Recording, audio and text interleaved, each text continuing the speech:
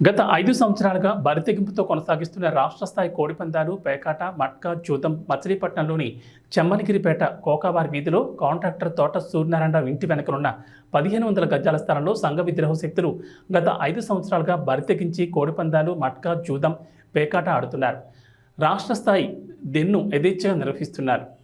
కృష్ణా జిల్లా మచిలీపట్నం చెమ్మనిగిరిపేట కోకావారి వీధిలో గత 5 సంవత్సరాలుగా బరితెగింపుతో కొనసాగిస్తున్న రాష్ట్ర స్థాయి కోడిపందాలు పేకాట మట్కా జూదం మచిలీపట్నంలోని కోకావారి వీధిలో కాంట్రాక్టర్ తోట సూర్యనారాయణరావు ఇంటి వెనుకనున్న 1500 గజాల స్థలంలో సంఘ విద్రోహ శక్తులు గత 5 సంవత్సరాలుగా బరితెగించి కోడిపందాలు మట్కా జూదం పేకాట రాష్ట్ర స్థాయి డెన్ను యథేచ్ఛగా నిర్వహిస్తున్నారు.